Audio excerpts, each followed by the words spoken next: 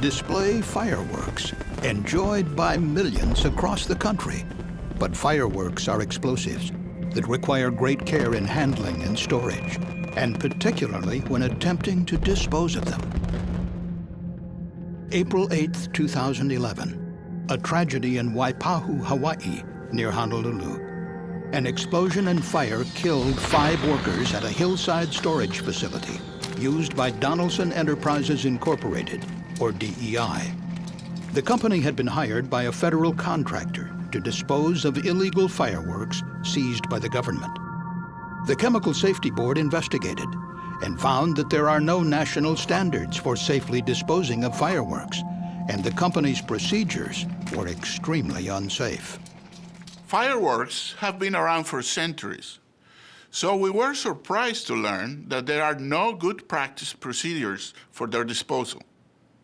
And we also found that the federal government did not require fireworks disposal contractors to demonstrate that they could perform the work safely.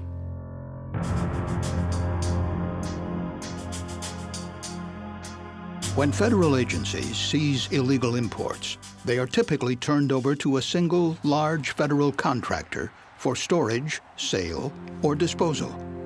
That contractor is the VSE Corporation of Alexandria, Virginia. From 2007 to 2010, federal customs agents seized 3 imported fireworks shipments entering Honolulu from China. The fireworks had been labeled for consumer use, but actually were far more powerful professional display grade. The illegal fireworks were eventually turned over to VSE for disposal. VSE subcontracted the work to DEI, a small Hawaii-based company that specialized in the destruction of military explosives. VSE Procurement selected DEI for several reasons. DEI was a local company already storing the seized fireworks in the hillside facility, and its proposal was determined to be the best overall value for the government. VSE was unaware that despite DEI's military ordnance background, the company had no experience with fireworks disposal. With no good practice standards to follow, DEI improvised a disposal plan and submitted it to VSE, which approved it, deferring to DEI as the expert. DEI's plan was to soak the fireworks in diesel fuel up to 48 hours, desensitizing them so they could be burned without exploding. Work began in the summer of 2010 under a tent outside of the cave-like storage facility, or magazine, where DEI had been keeping the fireworks. After soaking the fireworks, DEI personnel transported them to a local shooting range to be burned. But there was a problem. Some fireworks were not just burning, but were exploding. The diesel fuel was not penetrating the aerial shells well enough.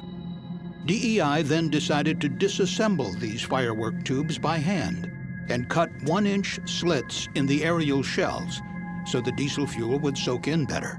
But CSB investigators found that the company did not follow good process safety principles by analyzing the hazards of this new disposal method.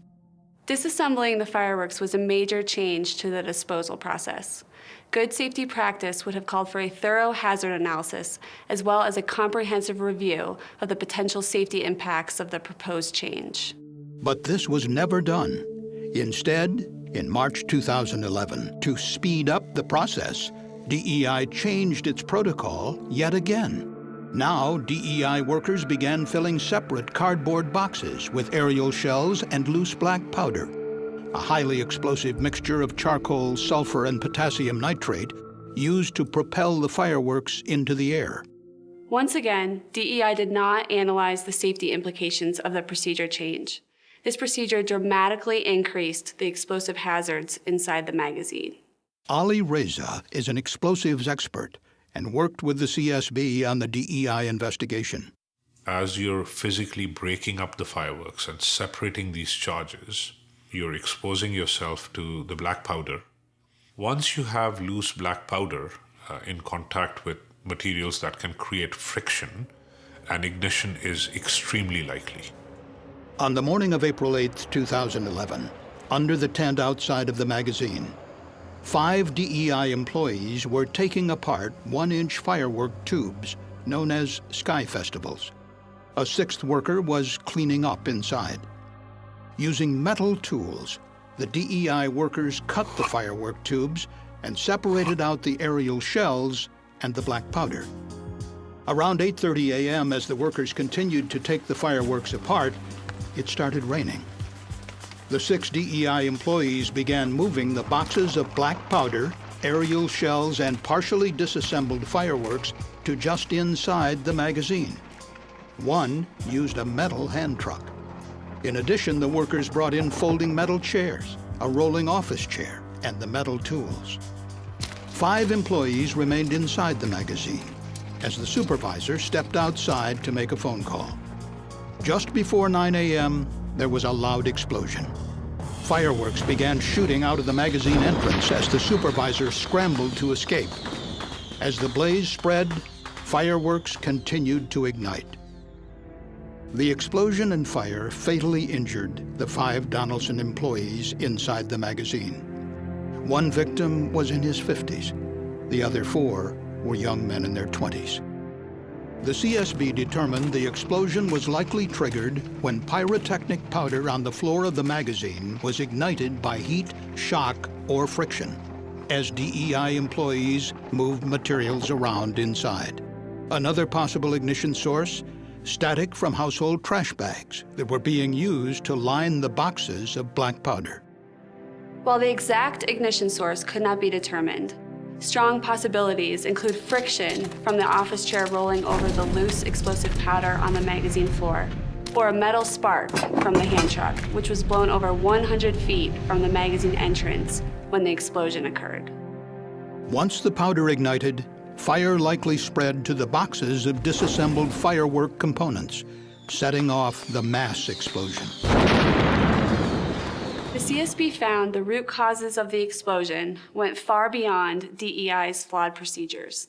For instance, we found there are no federal, state, or local codes, regulations, or standards that establish safety requirements or provide guidance on proper ways to dispose of fireworks. There is a significant backlog of seized fireworks that are being stored legally in magazines all across the country because there is no good mechanism to dispose of them. The OSHA Process Safety Management Standard covers the manufacturing of fireworks, but not their disposal. Instead, the disposal of confiscated fireworks is regulated by the EPA under the Federal Resource Conservation and Recovery Act, or RCRA. But RCRA regulations focus primarily on protecting the environment from hazardous waste, not on worker safety. In its final report, the CSB recommended that the EPA improve its regulations to require rigorous safety management practices for fireworks disposal. Some fire departments and police departments have developed procedures where they try to destroy illegal fireworks. And the problem that you run into is because there is no industry best practice or industry guideline, they use their judgment in developing procedures. And clearly what we saw in Hawaii is the judgment that was exercised was not good enough, and it caused 5 workers to lose their lives. Around the country, accidents continue to occur when fireworks disposal methods are improvised in the absence of regulations and good practice guidelines. For example, on the 4th of July in 2012, a volunteer was killed in an explosion when he and others were using an earthen pit to dispose of fireworks that had not functioned properly during a display in Lansing, Kansas. As a result of these incidents, the CSB recommended that the National Fire Protection Association develop specific guidance for the safe disposal of fireworks. The CSB said the guidance should, at a minimum, discourage the disassembly of fireworks as a method of disposal and minimize the accumulation of explosive materials. Safety guidelines and regulations are crucial for conducting hazardous activities such as fireworks disposal. But it is equally important that throughout the contracting process, government agencies and other organizations consider health and safety. Federal law enforcement agencies seize a wide range of items around the country, from cars to livestock to handbags and perfume, as well as hazardous materials such as fireworks and explosives. VSE Corporation, the government's prime contractor for disposal of these goods, lacked expertise in fireworks disposal and had awarded the subcontract to DEI without evaluating the company's qualifications or proposed methods. In addition, when DEI twice modified its disposal procedure, VSE did not object, believing DEI to be the expert. But the CSB found that the Federal Acquisition Regulation, which governs how federal contracts are awarded and managed, does not require safety to be considered when determining the qualifications of a potential contractor or subcontractor. And neither do supplemental contracting regulations from the Treasury Department, which awarded VSE the government's prime contract to handle seized property. Other federal agencies, such as the Department of Defense, have developed specialized safety requirements for contractors who work with ammunition and explosives.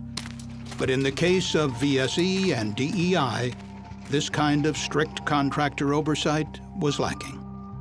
The board's final report recommended that the Federal Acquisition Regulation be amended to require reviews of company safety records and training, and the ability to safely handle hazardous materials prior to receiving federal contracts. And the board urged the Treasury Department to develop a new policy for selecting contractors and subcontractors that handle explosives, including fireworks, based on the Defense Department's more rigorous safety requirements.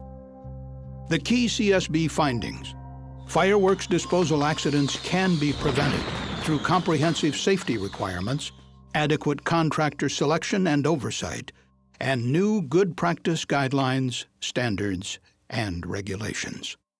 The explosion and fire that killed 5 Donaldson Enterprises employees was preventable. The CSB believes that workers involved in fireworks disposal deserve to be better protected. Thank you for watching the CSB safety video. For more information on the CSB's Donaldson Enterprises investigation, please visit csb.gov.